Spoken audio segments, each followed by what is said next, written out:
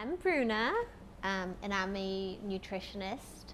I graduated here from the U of A in Arkansas, and about a year and a half ago, I started working for a company that so happens to just fulfill my passion for gut health. It's always been something that I've been super passionate about, just taking care and using food as healing. And so I've just developed more and more ways of finding how you can heal your body through eating, and drinking, and supplementing. So I'm very thankful that now I'm at a place where I can really educate more and more people about gut health. When we say that we have gut feelings and we talk about there being a connection between the gut and the brain, it's like the gut cannot reason or solve math problems, write a poem. But when you feel butterflies of something exciting, that is the reflexes in your gut. When you smell something you like to eat and you're hungry, that's the connection between your gut and the brain. Other things that our microbiome does that connects our gut from our brain, it produces hormones. Hormones that we know make us happy, like serotonin, hormones that make us excited, that stimulate our mood. That is the microbiome's job to produce. So when you have a healthy gut, you are also happy, you have energy, you can do anything. I like to call the gut the big landlord because it houses 70 to 80% of our immune cells. And those immune cells, they are lining within this epithelium. And it's something we really need to protect by having a healthy gut.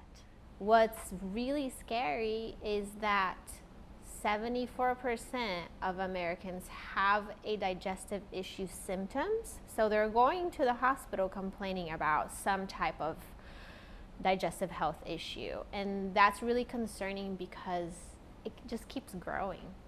And what reflects on that is diet. So mainly, only 5% of Americans are consuming enough fiber. And the number one thing for gut health is consuming more fiber. That is because what fiber does is really interesting. So fiber, it feeds the bacteria in our gut. So we have trillions and billions of bacteria in our gut. And we like to call the good bacteria probiotic. Now, prebiotics, they aren't bacteria at all. It's a fiber. And that fiber is going to feed the probiotic bacteria and help it thrive.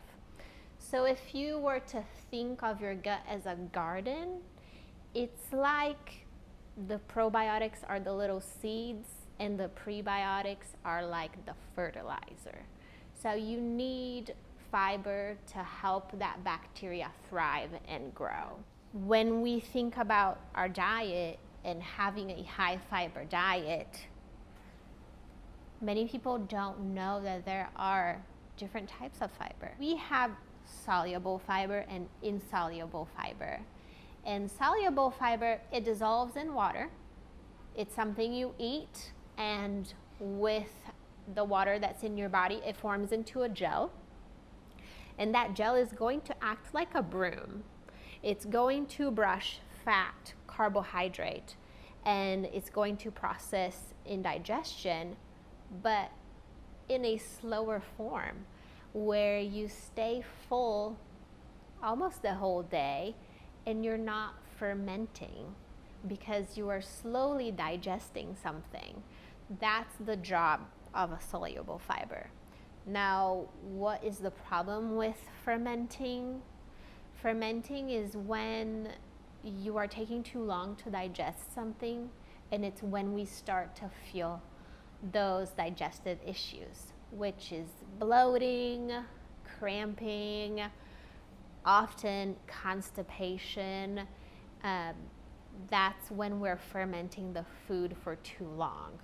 And it usually happens if someone is only eating insoluble fiber, which does not mix in water, and it doesn't form that gel that brushes all of the nutrients, but it's still important, because when the fiber in digestion reaches its final point, that is what's going to help you become regular in your bowel movements. So it's important that you ingest both. Fiber is actually a form of carbohydrate. And what happened within the years, especially 5 years ago, is a lot of diets low in carbohydrate became popular. And that really took a toll in people's gut. Because if you are looking for something to eat that's high in fiber, it's most likely going to be high in carbohydrate because they are the same.